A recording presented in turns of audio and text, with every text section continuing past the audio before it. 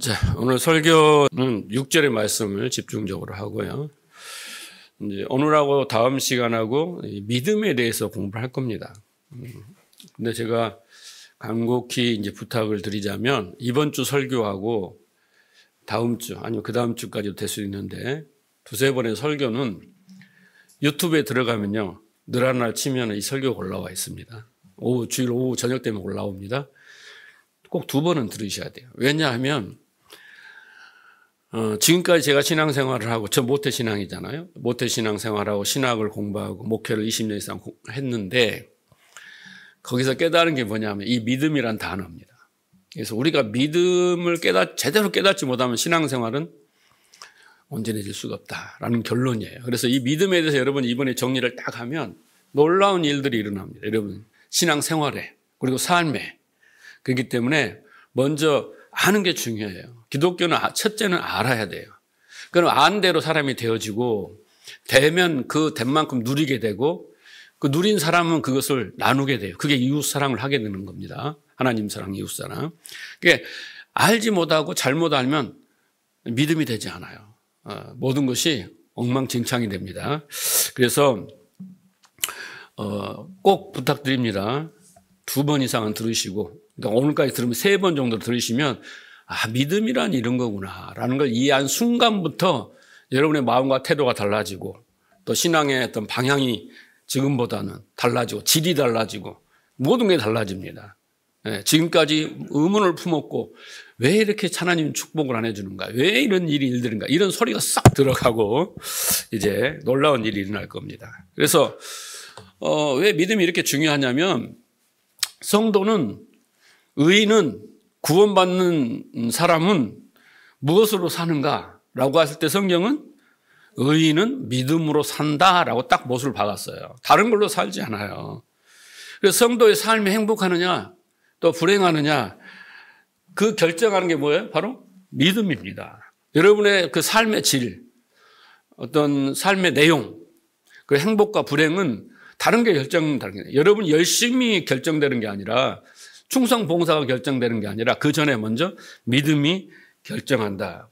여러분이 지금 삶 속에서 고달프고 괴롭고 힘든 시간을 보내고 계시다면 그것을 이겨내고 견디고 또 거기에서 반전이 일어나서 정말 행복으로 이끌어 갈 수 있는 게 뭐냐면 뭐예요? 믿음밖에 없어요. 다른 게 없어요, 여러분. 제발 믿어주세요. 믿음밖에 없어요. 그러니까 믿음이 얼마나 중요한지 알겠죠? 네. 자, 그래서 믿음, 히브리 11장에 가면 다 믿음의 조상들이 나오잖아요. 그 믿음의 내용들이 구체적으로 나오는데, 그 이스라엘이 이제 망해갑니다. 그것을 바라보면서 하나님께 원망하고 불평했던 그 하박국이 그 사람에게 믿음이 들어갔어요. 믿음이 들어오자 하나님의 마음과 뜻을 알게 되었어요. 그래서 그 모든 상황을 이해하게 됩니다. 그래서 원망 불평이 사라졌어요. 오히려 하나님만을 기뻐하고 즐거워하고 뭐가 없어도 그걸 개의치 않게 되고 하나님의 그 마음과 뜻 그것을 속히 이루어달라고 막 열심히 기도하고 찬양하게 되는 그런 놀라운 현상이 일어납니다. 그것은 뭐냐면 하박국 안에 믿음이 들어왔기 때문에 그랬어요. 그래서 하나님이 주신 믿음이 하박국에게서 역사를 하니까 하박국이 그렇게 180도로 변화되는 거야. 여러분도 그렇게 되고 싶습니까? 네, 원망 불평이 없어져. 그냥 삶이 기쁘고 즐거워. 그리고 막 기도가 절로 돼. 항상 기뻐하라, 범사에 감사하라, 쉬지 않고 기도. 이게 막 되는 거예요. 그렇게 되길 원하십니까? 뭐 때문에라고요? 믿음. 그렇게 되었다는 거예요. 자, 그래서 성도에게 가장 필요한 것은 돈도 아니고 명예도 아니고 권력도 아니고 우리가 제일 좋아하는 기적도 아닙니다. 오직 믿음이에요. 그래서 성도는 믿음으로 구원받고 믿음으로 살아가는 사람들이 바로 성도이다. 그래서 여러분 제일 중요한 것은 그 믿음이 뭔가를 내가 잘 이해하고 있어야 돼요. 그리고 문제는 내가 잘 이해하고 있고 제대로 가는 믿음을 가졌다면 남에게 설명할 수가 있는 거예요. 우리가 인생을 살아갈 때 막 뭘 애워갖고 철학자의 말을 애워갖고 하는 사람이 있는가 하면 삶의 경험에서 깨달은 진리가 있잖아요. 터득한 이치. 이것은 애우지 않아도 자기가 누구에게인가 교훈을 하고 충고하고 자식들을 가르칠 때 경험에서 우러나온 진리는 애우지 않아도 나오는 거예요. 그것은 자기 삶을 그렇게 이끌어 온 거기 때문에, 예? 자기가 경험을 통해서 깨달은 거기 때문에 그렇게 나오는 겁니다. 그래서 우리가 이 믿음에 대해서도 정확하게 얘기를 해야 돼요. 저도 이 믿음을 이렇게 이제 요약해서 이 믿음에 대해서 설명하고 다시는 안 할 거예요. 설명할 수 있었던 것은 그동안에 쭉 해서 많은 의문을 갖고 오다가 깨달음을 이제 잘 정리를 해서 이렇게 논리적으로 설명할 수 있고 그 깨달음을 나눌 수 있어서 제가 설교를 하는 겁니다. 마침 창세기 15장의 아브라함의 믿음 이야기 아닙니까? 자, 국어사전에서 믿음이라는 것은 단순해요. 어떤 사물, 어떤 내용, 어떤 사람을 믿는 마음이에요. 그렇죠? 그런데 이제 그게 국어사전이 말한 거고 종교, 많은 종교들이 있잖아요. 종교에서 요구하는 믿음. 이 믿음은 그 초자연, 어떤 절대자, 기독교로 말하면 유대인들로 말하면 하나님, 여호와 이런 그 대상에 대해서 잘 들어야 돼요. 여기서 그 대상에 대해서 신자가 그 신이라는 존재에 대한 이해와 판단과 태도로서 중요해요. 신자가 자신이 이해를 하는 거예요. 그러니까 신이 나는 이런 신이야. 나는 너에게 이걸 줄게. 나는 이것을 요구한다. 이렇게 계시를 하지 않았는데도 종교는 신이 있어. 신이라고 하자. 그래 놓고 자기의 이해, 자기의 판단, 자기의 태도가 그 자기가 결정을 하는 거예요. 그래서 그 신을 두려워하기도 하고 경건하게 여기기도 하고 또 경외하기도 하고 또 그 신에 대해서 자비와 어떤 사랑과 그 신을 어떻게 의뢰하는 그런 마음이 어디서 나와요? 나의 판단과 결정에서 나오는 것. 이게 뭐냐면 종교가 말하는 믿음이에요. 그런데 성경이 말하는 믿음은 이런 것과 차원이 달라요. 먼저 구분을 해야 돼. 세상 사람들은 뭐래요? 믿음의 법칙이 있다 그랬잖아요. 모든 걸 믿어야 우리가 인간 거래도 하고 관계도 하고 그런 거 아닙니까? 장사도 하고 계약도 하고 그런 일반 국어사전이 말한 믿음이 있고 종교가 말한 믿음은 제가 지금 설명한 거예요. 신이 말도 하지 않았어. 그런데 자기가 신이 이럴 거야. 이런 신이야. 이걸 요구할 거야. 이렇게 하면 될 거야 라고 순수히 자기 이해와 어떤 판단과 깨달음을 통해서 자기가 모든 걸 정하는 거예요. 그것이 이제 믿음이라고 하는 거고 성경이 말한 믿음은 아니다라는 거예요. 자, 여러분 하나님을 믿으시죠? 참 여러분 참 순수하셔요. 교회 안에서 하나님을 믿느냐라고 물으면 뺨을 맞아야 돼요. 왜? 아니 내가 하나님을 믿지 그럼 누구를 믿어? 이렇게 말하잖아요. 그렇죠? 아니 내가 하나님을 믿으니까 지금 예배당에 가지 않겠어. 지금 주일이고 일요일이고 다 봄나들이 갔는데 어제 막 일주일 내내 고생하고 피곤한 몸을 이끌고 왜 왔겠어? 내가 하나님을 믿으니까 왔지. 그렇게 했겠죠. 자, 그런데 아마 화를 내실 거예요. 그런 질문을 하면. 그런데 제가 또 질문을 해요. 그럼 당신의 믿음은 어떤 믿음입니까? 이렇게 또 물어봐요.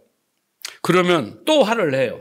아니 목사님 믿음은 믿음이지 무슨 어떤 믿음이 있어요. 다 똑같은 믿음 아닙니까? 라고 그 질문에 대해서 난감하실 거예요. 그래서 여러분이 난감해하면 여러분은 성경이 말한 믿음을 갖고 있지 않는 거예요. 딱 믿음이요? 그러면 자기가 딱 그 설명을 할 수 있어야 돼요. 자, 그런데 성경에는 이 믿음에는 딱 두 가지가 있다고 그래요. 세 가지도 아니에요. 딱 두 가지가 있다고 해요.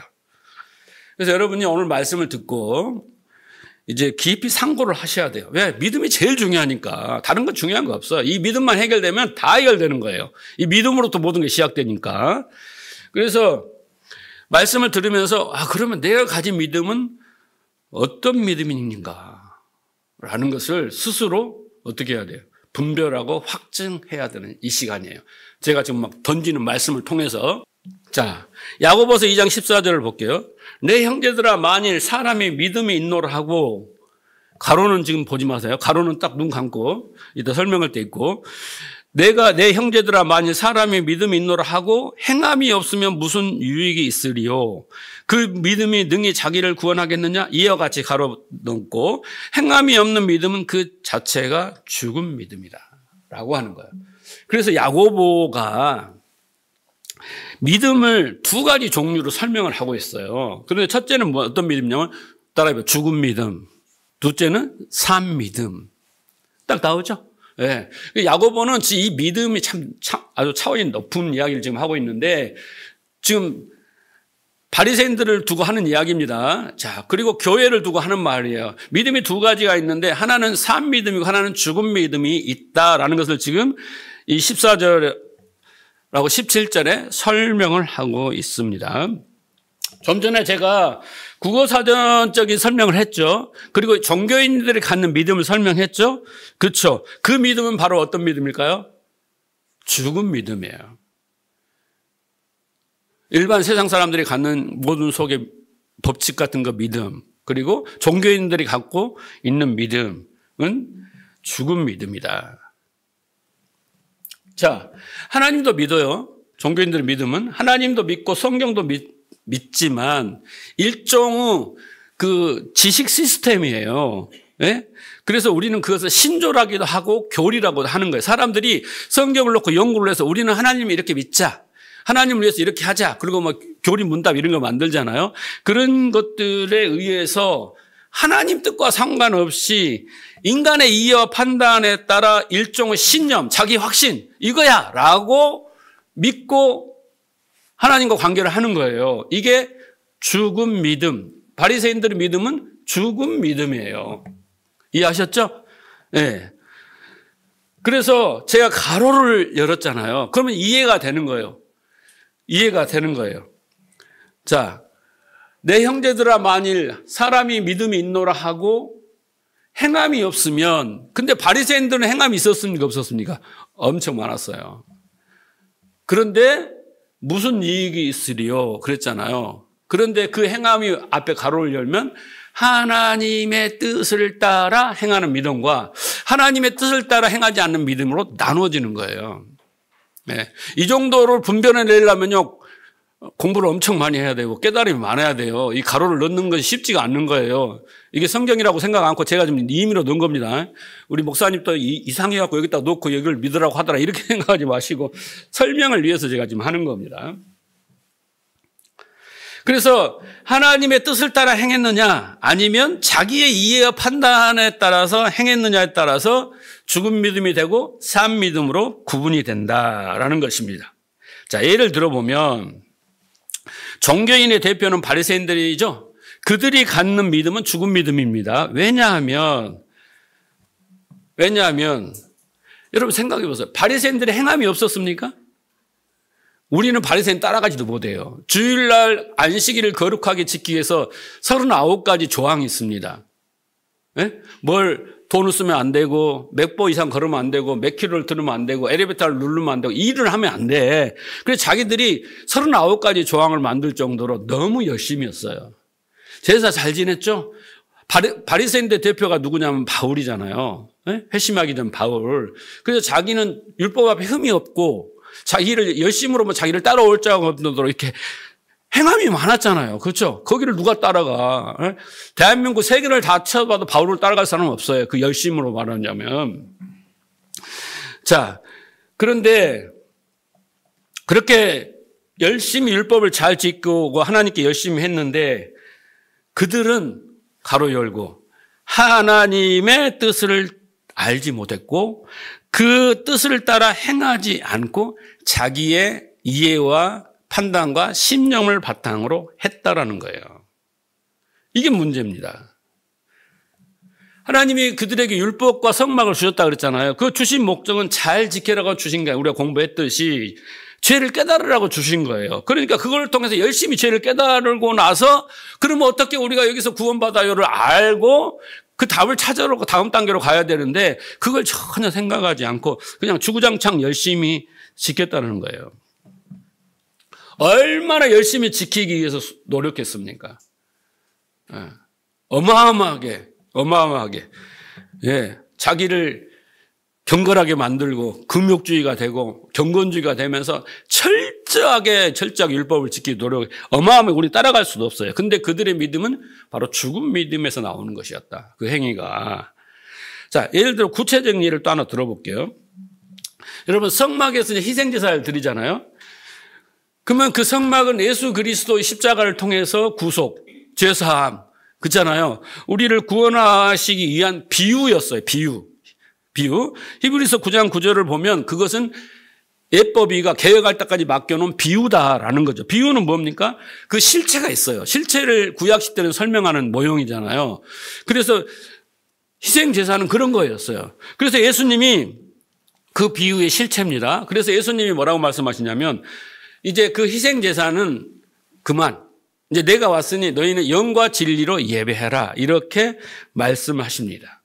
그리고 바울이 그것을 이제 예수님이 그걸 다 이뤘어요. 희생제사의 그 실체가 되셔서 다 모든 걸 이뤘습니다. 그래 놓고 이제는 제사 지내지 말고 영과 진리의 예배를 기르라. 그리고 이제 바울은 그 영과 진리의 예배의 열매는 바로 로마서 12장에 영적 예배다라고 설명을 또 합니다. 그래서 우리는 영적 예배를 드려야 돼. 그 두 가지예요. 첫째는 우리의 몸을 거룩한 산제물로 자기 부인이라고 했습니다. 드리고 하나님의 선하시고 기뻐하시고 온 자들을 분별하는 것이 바로 영적 예배다라고 또 구체적인 설명을 드려요. 자, 그런데 보세요. 우리는 이것을 깨달았으니까 이제 영적 예배를 드려야 돼요. 그런데 지금도 희생제사나 어떤 예배의식에만 참석하는 신자는 죽은 믿음을 가진 자입니다. 산 믿음을 가진 자는 영적 예배를 드린 겁니다. 우리의 몸을 예배의 말씀을 듣고 거룩한 산점을 하나님께 드리고 그다음에 하나님의 뜻을 분별하고 그 뜻대로 인도를 받고 나아가는 이런 열매가 있어야 돼요. 예배 순간순간마다. 그래서 이제 영적 교회 안에서 영적 예배를 드린 자는 산 믿음을 가진 자고 영적 예배를 드리지 않고 어떤 형식과 절차와 순서에 따라서 의무감, 책임감으로 물질을, 헌금을 드리고 예배 순서에 참석하는 자는 산 믿음이 아니라 죽은 믿음을 가진 자라는 것이에요. 구분이 가시죠? 자, 그래서 히브리서 11장 4절을 보세요. 믿음으로 아벨은 가인보다 더 나은 제사를 하나님께 드림으로 의로운 자가 된 거예요. 근데 여러분, 우리가 의로운 자가 스스로 될 수 없잖아요. 그렇죠? 그래서 의로운 자는 지금 가인이 드리는 예배가 아니라 그보다 더 나은 제사를 드려야 돼요. 그 제사는 믿음으로 드린 제사예요. 근데 아벨이 어떻게 믿음으로 제사를 드릴 수 있어요? 하나님도 잘 모르는데. 가로 열고 뭐라고 그랬어요? 하나님이 선물로 주신 믿음으로라는 거예요. 그 말은 뭔 말이에요? 야, 희생제사는 너희가 단을 쌓고 드리는 예배는 영적 예배, 영과 진리로 드리는 예배이고 그 실체는 영적 예배가 드려야 돼. 그걸 싹 깨달았다는 게 뭐냐면 바로 믿음으로 해요. 그러니까 내가 예배를 왜 드려야 돼? 내가 복 받으려고? 제사함을 받으려고? 이게 아니라 왜 드려야 되는 예배의 의미를 알고 드렸다라는 거예요. 그게 뭐예요? 믿음으로예요. 그러니까 그 믿음은 뭐예요? 선물이잖아요. 하나님이 선물로 주신 믿음으로. 그래서 히브리 11장을 읽을 때 여러분 앞에다 전부 가로에다가 뭐라 하냐면 하나님이 주신 선물로 주신 믿음으로 아벨은, 모세는, 아브라함은 이렇게 읽어야 되는 거예요. 이해하시겠죠? 우리는 스스로 이렇게 할 수가 없는 존재입니다. 그래서 아벨은 하나님의 은혜로 주신 선물인 믿음으로, 그 말은 산 믿음을 가졌어요. 그래서 진짜 영적 예배를 드렸더니 하나님이 그 예배를 연락하셨다. 가인은 믿음 없이 종교가 드리는 예배, 자기의 이해의 판단과 이 목적으로 드리는 예배는 받지 않으셨다. 이해하셨죠? 예수님이 그렇게 하나님을 잘 믿고 율법에 순종하고 희생제사를 열심히 드리는 그들 충성된 자들에게 예수님은 단호하게 외식하는 자야, 회칠한 무당 같은 자야, 독사의 자들을 책망을 했죠. 그 이유가 뭐예요? 하나님의 뜻을 따라 행하지 않고 하나님의 뜻을 따라 제사를 드리지 않고 하나님의 뜻을 따라 구제하지 않고 했어요. 다 구제도 하고 가부도 돕고 제사도 다 했는데 하나님이 의도하고 목적하신 뜻이 아니라 자기들의 이해와 판단을 따라서 했다는 것이, 그것이 문제였다라는 것입니다. 자, 예를 들면 11조를 드렸는데 마태복음 23장 23절. 화 있을진저 외식하는 서기관과 바리새인들이여 너희가 박하와 해안과 근처에 11조를 드리되, 그러니까 모든 것을 아주 풀포기 하나까지도, 밭에 나는 풀포기 뭐 채소까지도 11조를 드렸어요. 별것도 아닌 것도. 그죠? 그랬는데 좋아. 그런데 봐봐. 율법에 더 중요한 바, 그러니까 율법을 지켜라고 줬는데 그보다 더 중요한 뜻이 있다라는 거예요. 더 중요한 바 의와 인과 실을 버렸도다. 그러면 우리가 11조를 넣을 때 그냥 봉투에 넣어서 딱 드린 게 아니라 의와 인과 신이 뭔가를 우리가 깨닫고 그것을 감사의 고백으로 인정했다. 아브라함이 뭐예요? 11조를 왜 드렸어요? 아, 하나님이 전쟁을 일으켜서 승리를 주셨다는 거 인정한 게 11조 아닙니까? 그러니까 우리가 11조를 드릴 때는 하나님이 율법을 주시고 그것에 대해서 더 중요한 바를 깨달아서 그것을 인정하고 드리는 것이 11조여야 되는데, 의무감과 참여를 11조를 드리면은 그게 죽은 믿음에서 나오는 행위, 하나님 기뻐하지 않은 거예요. 그 믿음이 없는 거예요. 하나님을 기쁘시게 하는 것은 오직 믿음밖에 없잖아. 히브리서 11장 6절에 믿음 없이는 하나님을 기뻐할 수가 없다 그랬잖아요. 그래서 이렇게 죽은 믿음은 하나님의 뜻을 따라 행하지 않고 자기의 이해와 판단으로 신앙의 행위들을 하는 것입니다. 겉보기에는 되게, 여러분 바울이 유대인들이 얼마나 거룩하고 그렇잖아요. 천주교 보세요. 막 어마어마 경건하게 해서 할 때 얼마나 믿음이 좋은 것 같고 경건하고 하나님이 그냥 임재하실 것 같은 그런 경건함 속에서 어마어마한 영광이 나타날 것 같은, 눈으로 보면 막 그런 연출을 하잖아요. 그렇게 잘했단 말이에요. 충성되고 경건하고 신실하게 보였습니다. 하지만 그들은 예수님 눈에는 죽음, 쇠칠한 무덤 같은 자, 그 속은 다 썩어 있었고, 그들이 하는 짓은 독사, 마귀가 하는 짓과 같았다. 이렇게 냉엄하게 판단합니다. 그러면 그들이 죽은 믿음을 가진 이유에 대해서 예수님이 이렇게 말합니다. 요한복음 5장 25절. 진실로 진실로 너에게 이르노니 죽은 자들이 하나님 아들의 음성을 들을 때가 오나니 곧 이때라. 듣는 자는 살아나리라 그랬죠? 근데 37절을 보세요. 또 나를 보내신 아버지께서 친히 나를 위하여 증언하셨느니라. 너희는 아무 때에도 그 음성을 듣지 못하여 그 형상을 보지. 뭐랬어요? 음성을 못 들었어요. 그 뜻을 몰랐다라는 거예요. 율법에 더 중요한 바 이걸 못 들은 거예요. 그리고 보세요. 38절.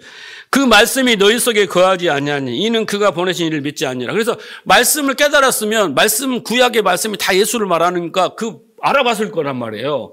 못 알아봤어요.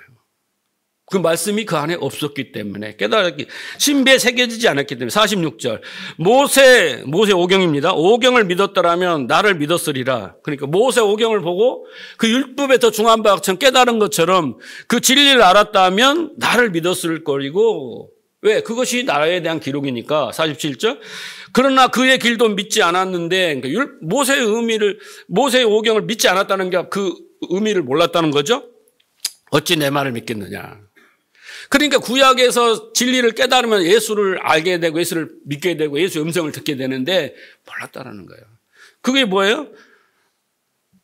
죽은 믿음이라는 거예요. 그래서 하나님은 출애굽한 이스라엘 백성들을 진짜 거룩하고 흠없는 하나님의 백성을 만들기 위해서 시내산에서 이 율법과 성막을 주시는데, 그들은 그 뜻을 모르고 세상 종교인들이 지키는 그 우상을 섬기는 것처럼 그렇게 율법과 희생제사를 열심히 지키고 잘 순종했다라는 거예요. 그래야 복을 받고 그래야 천국에 가고 그런 줄 알았다는 거예요. 그렇게 하면 죄가 사하진다고 했는데 히브리서 가면 뭐라고 그랬어요? 그 짐승의 피로는 우리를 깨끗게 못한다 그랬잖아요. 예수의 피로만 가능하다고 그렇게 이야기하지 않습니까? 그래서 하나님의 뜻과 상관없이 자기의 임의의 머리로 해석해서 그것을 어떻게 해요? 진리로 믿었다라는 거죠. 그래서 바울 사도가 이렇게 증명합니다. 로마서 10장 2절에. 내가 증언하노니 그들이 하나님께 열심은 있으나 올바른 지식에 따른 것이 아니라 그 결과 하나님의 의를 모르고 자기 의를 세우려고 하나님의 복종하지 않는 이 일은 죄를 짓게 되었다라는 거죠. 이해하시겠습니까, 여러분? 그 믿음이 얼마나 중요한 건지.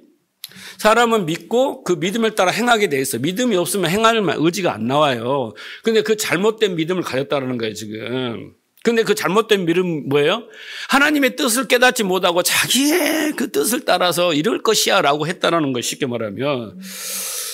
그래서 하나님은 믿지만 바리새인들처럼 그렇게 신앙의 행위를 하는 사람들이 죽은 믿음을 가진 불이에요. 이런 사람들 우리는 종교인이라고 그래요. 제가 자꾸 종교인과 신앙인으로 구분을 하잖아요. 기독인으로. 그럴 때 종교인은 이런 분입니다. 그러니까 세상 종교하고 또 달라요. 바리새인들은 교회 안에 종교인들이 얼마나 많은지 몰라요. 바글바글해요.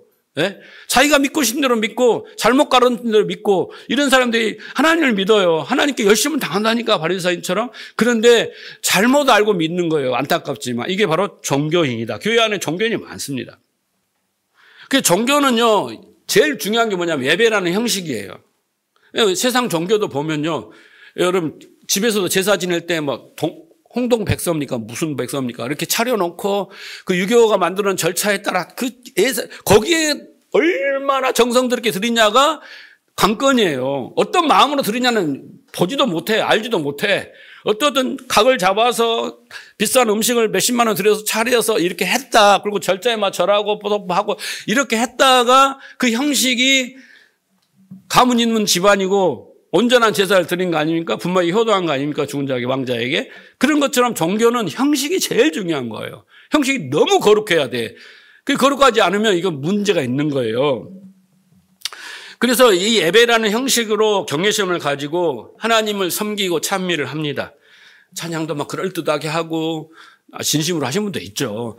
열심히 하고 막 신앙 행위도 헌신하고 봉사하고 선교 전도 다 하고 다 이렇게 합니다. 네. 그런데 이게 뭐냐면요. 종교의 특징은 신자가 자신의 노력으로 하나님께 닿으려고 하는 거예요. 자기가 그렇게 뭔가를 주렁주렁 달고 가서 하나님 앞에 내어놓고 내가 이렇게 했으니까 나는 자격이 있습니다. 하나님 만날 자격이 있고 대면할 자격이 있고 하나님께 은혜 받을 자격이 있고 복 받을 자격이 있습니다라고 자기가 먼저 이렇게 가면 만나줄 거야 하고 막 주렁주렁 달고 가서 하나님 앞에 탁 내놓은 거예요. 그게 누가복음 18장에 바리새인과 세리의 이야기 아닙니까? 성전에서 기도하는 거. 하나님 나는 토색불이 간음 안 하고 나는 11조 다 드리고 막 구제하고 다 했잖아요. 이게 주렁주렁 달고 한 거예요. 자기 의를.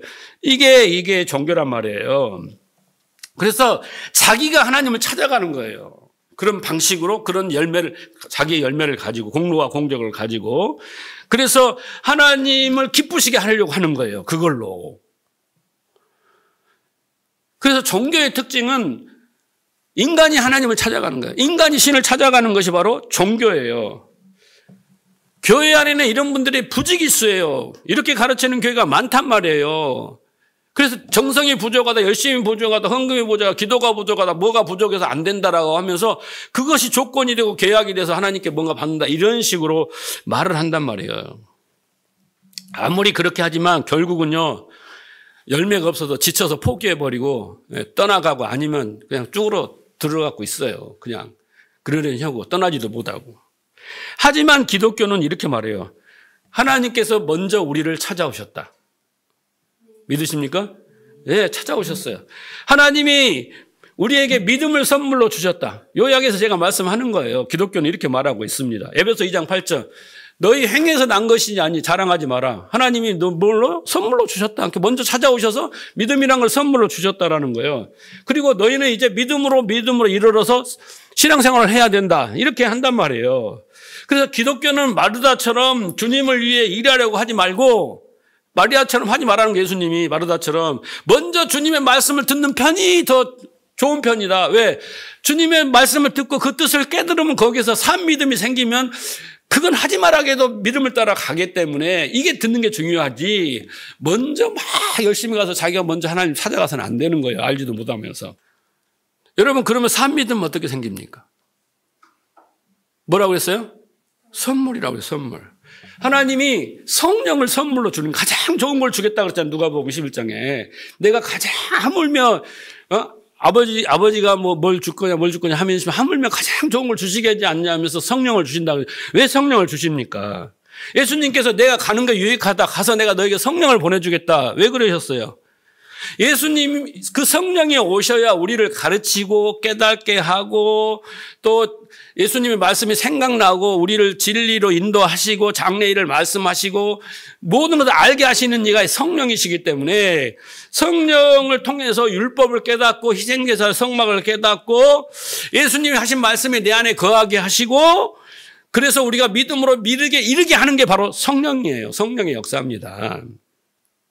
그러면 우리가 대표적으로 구약의 마지막에 하박국처럼 신약의 바울처럼 그와 같은 믿음을 가지고 살아가게 된다라는 거죠. 그렇게 해서 산 믿음은 하나님의 선물이에요. 선물입니다. 여러분은 지금 하나님의 선물을 받고 있어요. 우리는 뭐 성도 수가 많이 안 돼서 우리 안에는 하나님이 역사하지 않고 여러분 스스로 쭈그러들지 모르지만은 여러분은 지금 선물을 받고 있는 거예요. 부족한 목사를 통해서 선물을 받고 있는 거예요. 여러분 그걸 깨달으셔야 돼요. 정말 진짜. 그래서 감사의 고백이 막 나와야 되는데 그래서 제가 2번을 들어보라는 거예요. 그래서 산 믿음은 하나님의 선물이고요. 성령에 의해서 하나님의 말씀이 진리가 되는 거예요. 그래서 여러분 그 진리가 되면 산 믿음을 가진 자는 진리를 따라 진리의 인도를 받아 진리로 살아가게 되는 거예요. 진리라는 건 뭐냐면 하나님의 마음과 뜻이에요. 하나님의 마음과 뜻을 가지고 품고 그 의지 그렇게 되어지고 그 열매를 맺는 게 얼마나 놀랍습니까? 그래서 하나님의 뜻을 분별하고 내 삶에 그 뜻을 적용해가지고 내 삶을 다 해석하고 받아들이는 거예요. 자, 그 다음 장면 보세요. 제가 요약을 했어요. 자, 하나님의 마음과 뜻은 말씀 속에 담겨 있어요. 또 말씀 속에 뿐만 아니라 아브라함의 사건 속에 노아의 홍수 속에 이스라엘 역사 속에 다 담겨 있어요. 대표로 율법과 성막 속에도 담겨 있죠. 그걸 이제 우리는 말씀이라고 하는 거예요. 그런데 그 말씀 안에 하나님 말씀은 진리죠. 그런데 문제는 그 말씀이 내 안에 진리가 돼야 돼요. 우리 사람은요 진리를 따라 살아요. 모든 사람은 믿거나 안 믿거나 내 안에 참 확신 이것이 있어야 사는 것을 진리라고 하는데 그래서 이 말씀이 내 안에 진리가 돼야 돼요. 그러면 그 진리가 된 것을 우리는 성경을 그것이 너의 하나님의 선물 믿음이다라고 표현을 하는 거예요. 그러면 믿음은 내 안에 믿음의 역사는 어떻게 일어나냐면 하나님의 뜻을 따라 행동하게 돼 있어요. 야고보가 지금 말하는 죽은 믿음은 이게 안 된 거고 산 믿음은 이렇게 된 것이 바로 여기가 바로 산 믿음이다. 그래서 뭐예요? 믿음으로만 아니라 행함이 있어야 된다고 마지막에 강조를 합니다. 이 행함을 말하는 거예요. 이해하셨죠? 요약되죠? 예. 그래서 여러분 종교인이든 기독이든 모든 신앙의 행위는 믿음이 전제가 돼 있어요. 그런데 믿음이 전제돼야지 의지가 작동을 한단 말이에요. 예? 믿는 바를. 그죠? 제가 우리 김 권사님에게 오늘 저기 이마트 가면 수박 공짜로 줍니다. 딱 이렇게 말씀하셨더니 우리 권사님이 목사님 나 갖고 놀리세요. 이렇게 하면 진리가 안 된 거고 아 그래요 목사님? 내가 평소에 목사님을 잘 믿으니까 믿습니다 하고 가셨다. 근데 가보니까 진짜 수박을 한 대씩 공짜로 준다. 그러면 혹시나 한 게 아니라 권사님을 저기까지 움직이게 한 게 뭐냐면 말씀인데 그게 진리가 되었기 때문에 간 거예요. 술 끊어라, 담배 끊어라, 맨날 이야기해도 안 끊잖아요. 그런데 그 말씀이 진리, 왜 끊어야 되는지 그 이유를 다 알고 진리가 되면 그 사람은 노래를 안 불러도 스스로 끊게 되는 의지가 생기는 거예요. 그죠? 자, 그래서 믿음이 있으면 이제 그 의지가 작동을 합니다. 그래서 사람을 움직이게 하는 것은요, 진리예요, 진리. 예? 그 진리가 내 안에 들어오면 그 믿음으로 행동을 하게 하니까 문제는 뭐냐면 그 진리가 여러분이 안에 진리가 어떤 진리냐 이거예요. 바리새인들이 가진 진리는 올바른 지식이 아닌 진리잖아요. 그렇죠? 그렇잖아요. 예수님께 책망을 받고 너희 신앙의 행위봐야 다 헛거야. 꽝이야 이렇게잖아요. 슬피우면 이를 갈 거야 나중에. 그렇게 말씀을 하시는 거예요. 그러니까 내가 갖고 있는 진리가 어떤 거냐에 따라서 죽은 믿음이 되고 산 믿음으로 딱 갈라지는 거예요. 교회 안에 사람들이 오늘 이 설교를 들어야 돼요. 그래야지 자기가 헤매고 지금 안 되고 어거지로 신경질하고 수고하고 무거운 신앙에서 벗어날 수 있는 거예요. 그런데 바리새인들이 가지고 있는 진리는 올바른 지식이 아니라고 그랬잖아요. 아까 로마서 10장 2절에. 그래서 그들이 죽은 믿음을 소유할 수밖에 없어요. 그러니까 교회 안에서 막 교훈적인 설교, 아브라함을 닮아라, 아브라함처럼 순종해라, 이건 교훈이야. 이것은 저기 애굽에서는 하는 애굽 수준의 설교예요. 이런 이야기를 백날 이런 설교를 들어봐야 죽은 믿음을 가질 수밖에 없고 산 믿음을 소유할 수 없어요. 종교인의 믿음은 죽은 믿음인 거예요. 산 믿음이 될 수 없어요. 이제 구분이 되시죠? 자, 이 믿음에 대해서 제가 이제 믿음의 좀 조직신학적으로 믿음에 대한 이론적인 이야기를 했잖아요. 그런데 이 믿음에 대해서 하나님이 처음으로 가르쳐 주신 것이 바로 오늘 본문이에요. 오늘 6절의 말씀이에요. 처음으로. 이 믿음이라는 단어가, 의라는 단어가 처음 등장한 것이 창세기 15장 6절의 말씀이에요. 그만큼 중요한 거예요. 그러니까 이 말씀을 이제 바울이 나중에 다 풀어요, 로마서 가면. 그런데 이 말씀이 믿음으로 의로 여겼다는 이 말씀을 이해해야만이 여러분이 오늘 설명한 믿음을 잘 이해할 수 있는 거예요. 산 믿음을 소유할 수 있는 거예요. 자, 보세요. 하나님이 선물로 주신 믿음, 그 믿음으로 우리가 의롭게 된다. 이게 6장의 말씀 아닙니까? 자, 로마서 3장 27절 보세요. 그런즉 자랑할 데가 어디냐, 있을 수가 없느니라. 무슨 법으로냐, 무슨 행위로냐, 바리새인들을 두고 하는 말입니다. 아니라 오직 믿음의 법이다. 믿음의 법칙이 있다라는 거예요. 그러므로 사람이 의롭게 된다 얻는 것은 율법 잘 지키고 희생제사 잘 드려도 되는 게 아니고 믿음으로 되는 줄 우리가 아노라, 그런 거예요. 그러니까 그런 잘못된 믿음 갖고 아무리 신앙을 해봐야 의롭게 되지 않고 믿음으로 의롭게 된다는 거예요. 이 율법을 잘 지키는 행위가 아닌 믿음으로 의인이 된다. 자, 이 말씀을 유식하게 바울은 로마서에서 이것이 바로 이신칭이다라는 거예요. 행위로서 구원이 아니라 오직 믿음으로 의롭게 된다. 이신칭이 의롭게 칭함을 받는다라는 거죠. 믿음으로. 이신칭입니다. 그러니까 창세기 15장 6절을 바울은 신학적으로 이신칭이다라고 이야기를 한 겁니다. 로마서의 대표적인 주제입니다. 자, 보세요. 로마서 4장 2절 보세요. 아브라함이 행함으로 의롭게 되었더라면 그에게 자랑할 것이 있었을 거니와 그러나 하나님 앞에서 자랑할 것이 없다. 성경이 무엇이라 말하냐? 아브라함이 하나님을 믿으니 하나님께서 그것을 의롭게 인정하여 주셨다. 자, 4절에 이라는 사람은 그가 받을 품삯을 은혜로 받은 것으로 생각하지 않고 당연한 보수로 생각한다. 제가 표준 세 번째로 읽습니다. 그러나 경건하지 못한 사람을 의롭게 하여 주시는 분을 믿는 사람은 비록 아무 공로가 없어도 그 믿음으로 의로움을 인정받을 수 있다. 이해하시겠습니까? 아브라함이 자기가 믿고 갈대아우를 떠났고 자기가 믿고 하나님의 약속을 믿었다고 한다면 그것은 아브라함의 자랑이 되는 거예요. 아브라함이 자랑이 됩니다.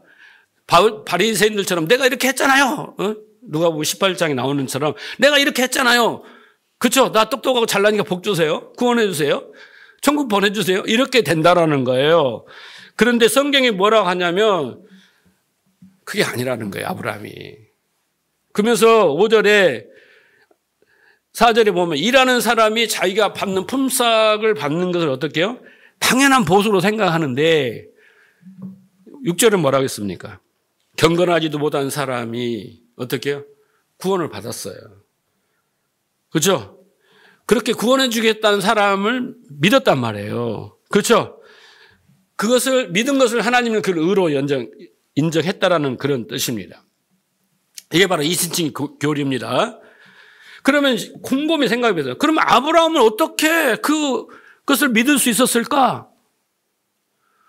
네? 아브라함은 어떻게 하나님을 알고 하나님의 약속을 믿고 그것을 받아들였을까?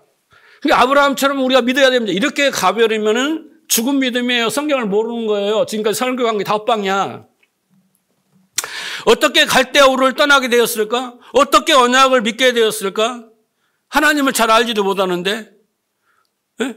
아니, 집, 고향, 친척을 다 버리고 어떻게 그렇게 알지도 못하는 하나님이 협박당했을까?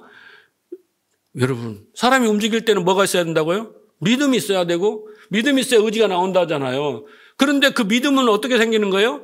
지식이 들어와서 그게 진리가 돼야 된다고 그러잖아요. 근데 아브라함은 여기까지 왔다라는 것은 어떻게, 이게 다 되었다는 이야기 아닙니까? 그 말을 하는 겁니다, 지금. 그래서 아브라함이 하나님을 믿으니 할 때 그 믿음은 종교인의 믿음이 아니에요. 죽은 믿음이 아니라 아브라함에게 하나님이 뭘 줬다?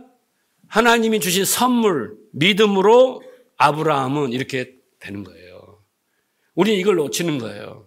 이걸 이해를 못하니까 자꾸 우리한테 아브라함처럼 즉각적인 순종을 해서 자식을 버려라, 드려라, 떠나라 하면 된다라고 우리한테 자꾸 결단을 촉구하는데 백날 해봐야 안 된다니까요. 나도 안 돼.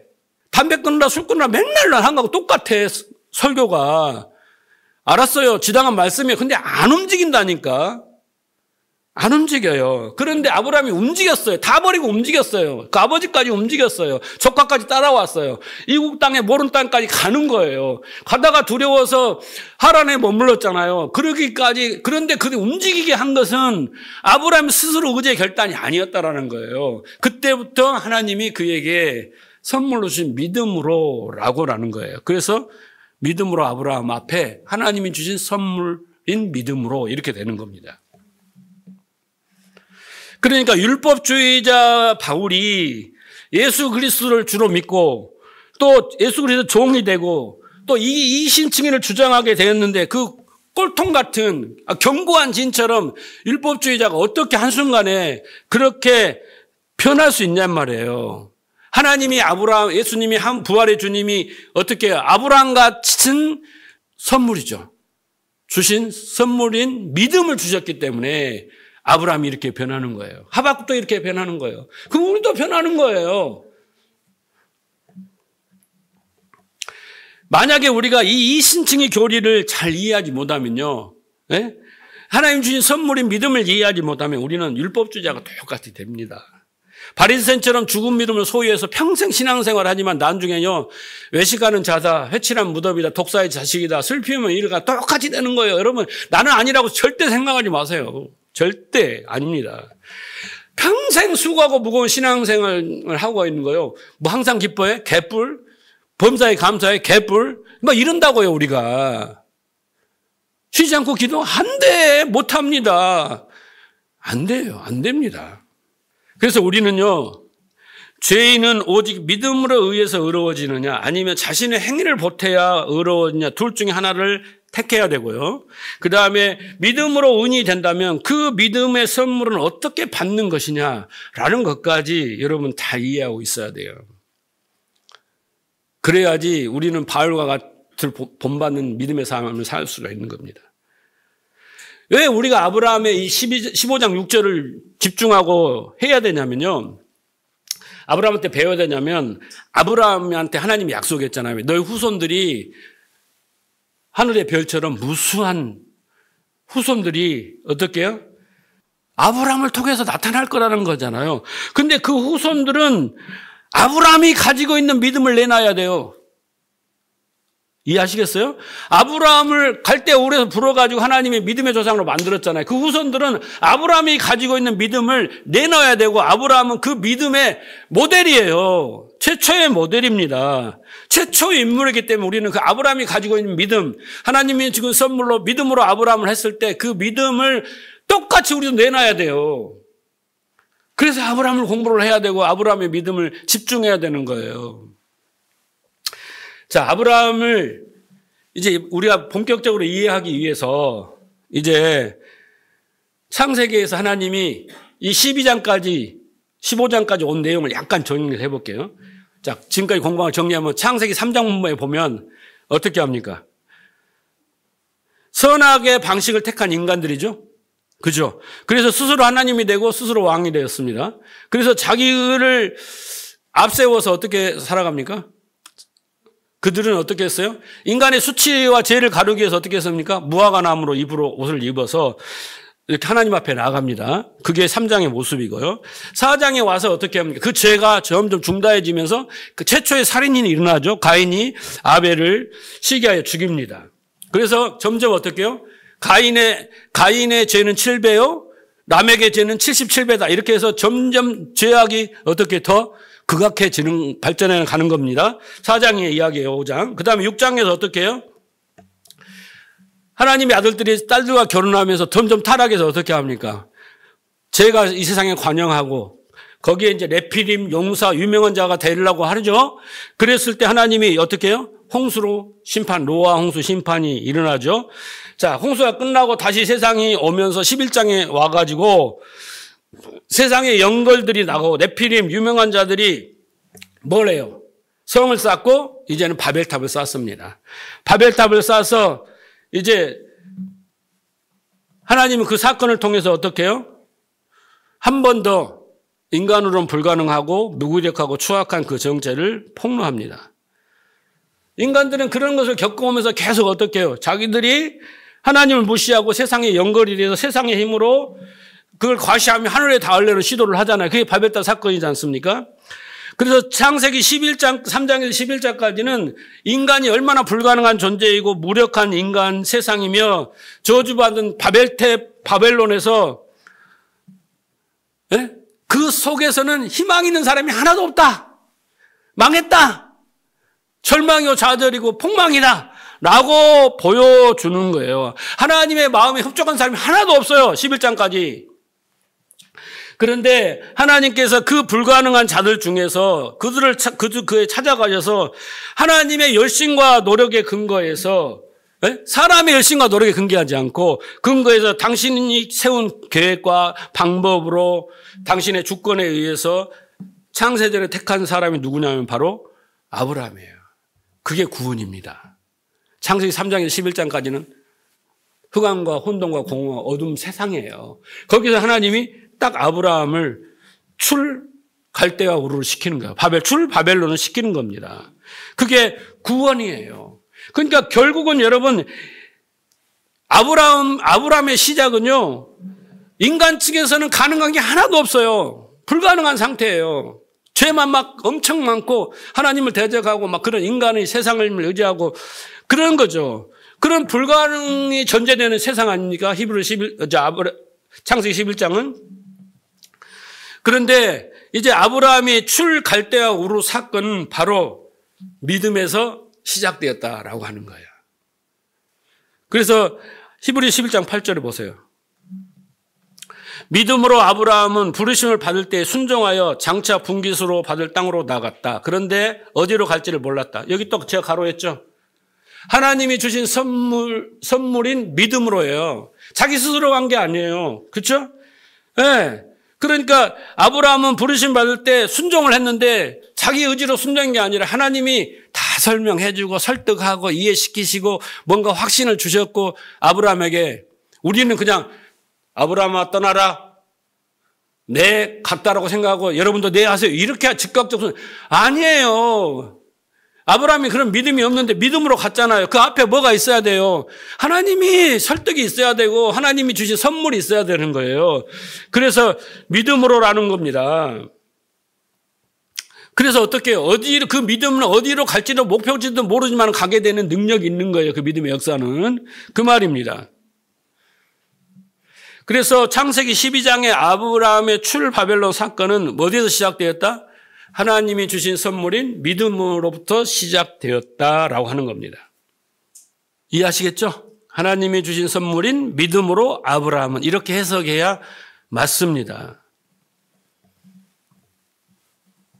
그러니까 아브라함이 그 갈대아 우르를 떠나는 것은 자기의 능력과 자기의 의지와 이해와 판단을 발휘해서 사람 측에서 만들어진 것이 아니라 그냥 절대 불가능한 자에게 부어지는 하나님의 전적인 은혜 그리고 그 믿음의 선물로 시작되었다라는 거예요. 그러면 여러분 삶에 적용을 해보시고 여러분이 처음으로 기독교에 입문할 때를 생각을 해보세요. 아브라함처럼.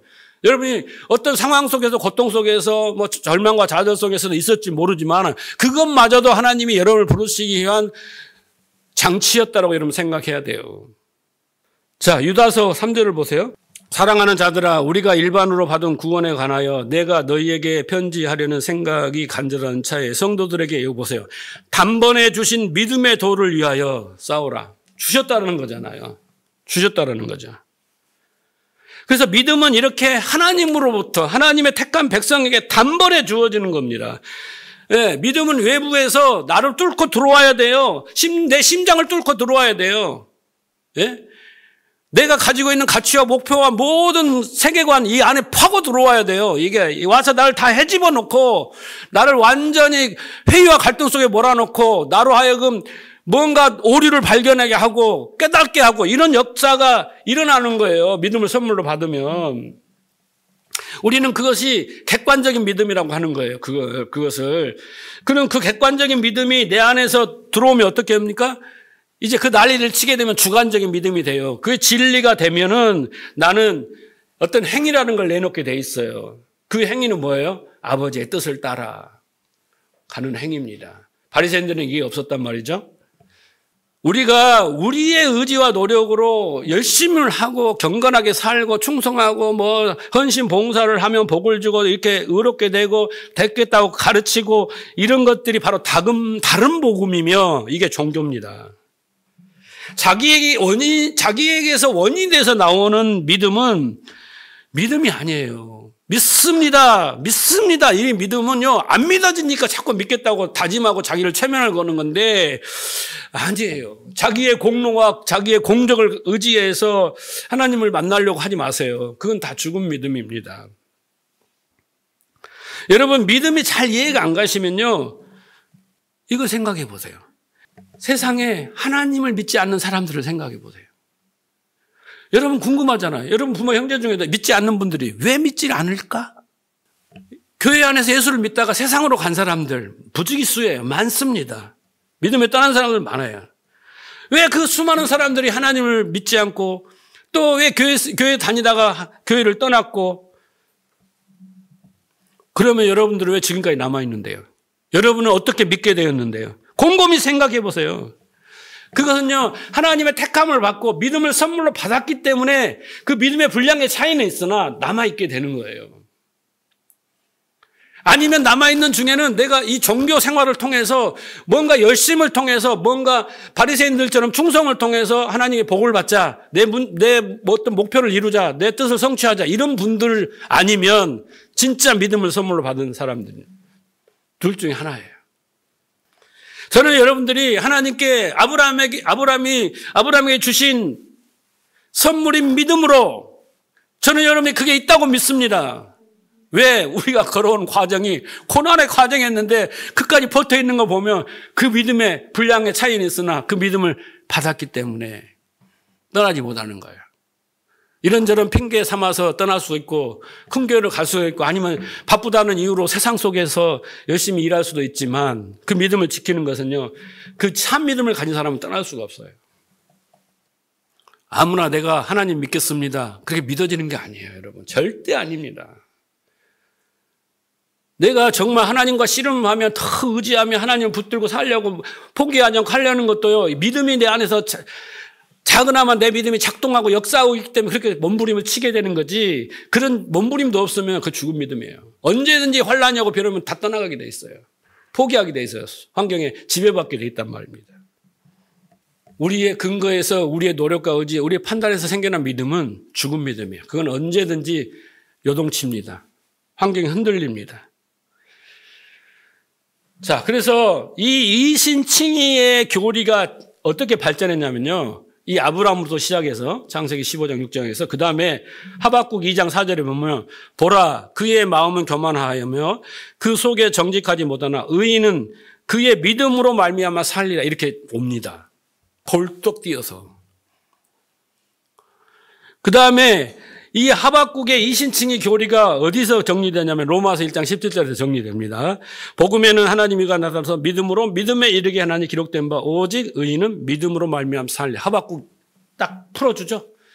네. 그리고 갈라디아서 3장 11절 보세요. 또 하나님 앞에서 아무도 율법으로 말미암아 의롭게 되지 못할 것인 분명한 의인은 믿음으로 살리라. 딱 이렇게 갈라디아 3장 11절에서 바울이 딱 정리를 하면서 이게 바로 하나님 주신 선물인 믿음으로 우리가 구원받고 믿음으로 살게 되는 거야 라는 이순칭이가 딱 정리됩니다. 그리고 마지막에 야고보가 도장을 빵 때립니다. 그래 네가 이순칭으로 산믿음을 가졌어? 그러면 딱 합니다. 2장 17절 이와 같이 가로 열고 하나님의 뜻을 따라 행하는 행함이 없는 믿음은 그 자체가 죽음입니다. 이해하시겠죠? 그리고 21절 우리 조상 아브라함이 그 아들 이삭을 제단에 바칠 때 행함으로 의롭다 하심을 받은 것 아니냐. 그러니까 결정판이에요. 결정판. 아브라함이 창세기 15장 6절에 그 말씀이 어디에서 이루어지냐면 창세기 22장에서 딱 이루어지는 거예요.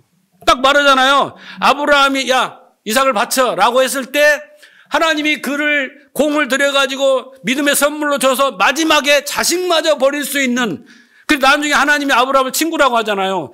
네가 자식을 버리는 마음을 알겠지. 근데 버릴 수밖에 없는 믿음. 그 행함. 그게 결정판이에요. 15장 6절의 말씀이 여기서 이루어지는 게 창세기 22장에서. 그 과정이 뭐가 있었어요? 이제 우리가 공부할 거 하잖아요. 산 넘고 물 넘고 뭐 또 갔다가 왔다가 막 하잖아요. 자, 보세요.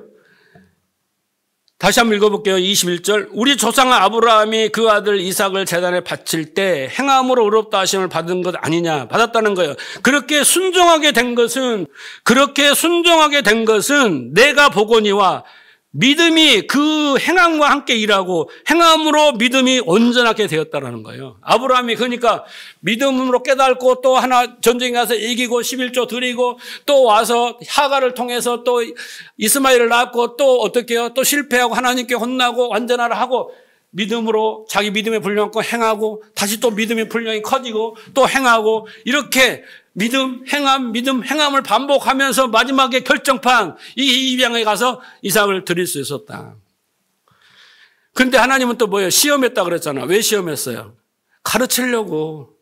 여호와 이레 그 순양 예수 그리스도 십자가로 네 자식이 안 죽어도 너는 살 수 있어. 그걸 가르쳐주기 위해서 시험하신 거잖아요. 그 시험에 그 가르침을 깨달은 거잖아요. 그 자리에서.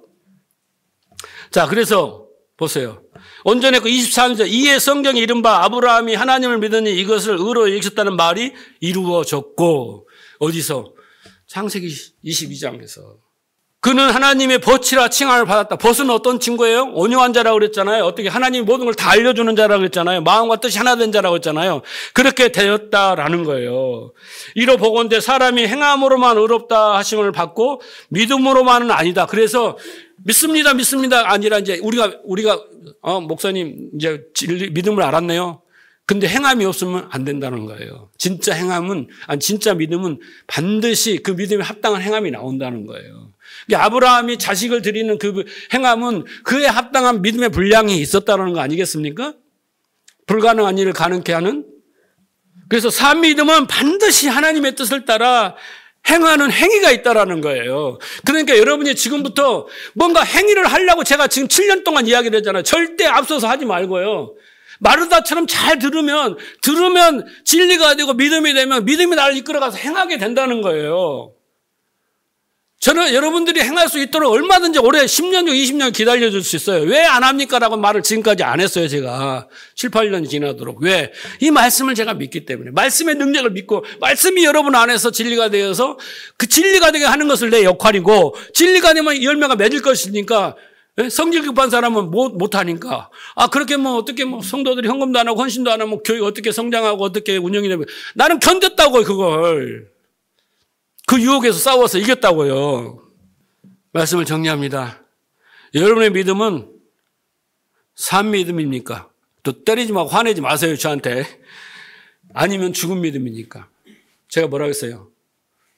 같이 읽어봅시다. 고린도서 13장 5장.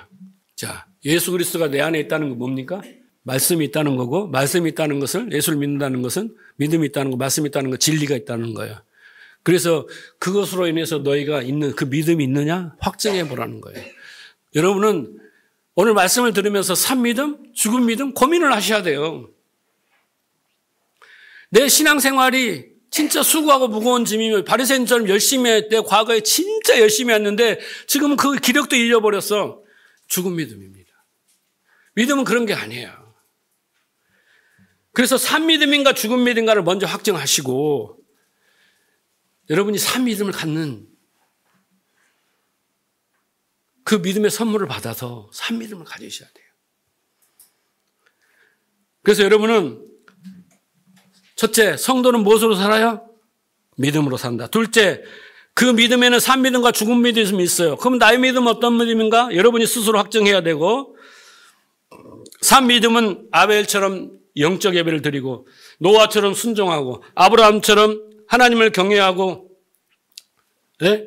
어떠한 상황에서 하나님 순종하죠? 하박국처럼, 바울처럼 하나님이 기뻐하고 즐거워하고 하나님 위해서 더 많은 수고를 아끼지 않는 것은 믿음이에요. 이렇게 되는 거예요, 믿음이. 그러니까 여러분이 할 일은 내가 뭘 하냐 안 하냐 왜 못하냐 막 자괴감 들 필요 없이 믿음의 분량만 켜가면 되는 거예요. 그래서 네 번째, 그러면 산 믿음은 어떻게 생깁니까? 뭐예요? 주일날 빠지지 않고 여기 설교 열심히 듣기만 하면 되는 거예요. 열심히 듣기만 하면. 그런데 되어진다니까. 그게 진리의 역사입니다.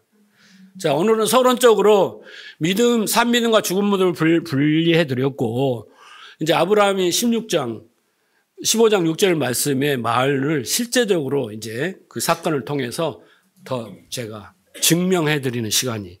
그러면 더 이해가 더 크겠죠. 다음 시간하고 그 다음 시간 정도까지 이 믿음. 그러니까 이걸 계속 여러분 이해를 하셔야 돼요. 그래서 산 믿음의 소유자가 돼야 됩니다. 할렐루야. 다른 거 필요 없어요. 이 믿음을 가지면 여러분은 성경에 나오는 믿음의 조상들처럼 똑같은 믿음의 삶을 살아갈 수 있습니다. 그게 복입니다. 성도의 복. 그럼 복 받는 여러분 되시길 바랍니다.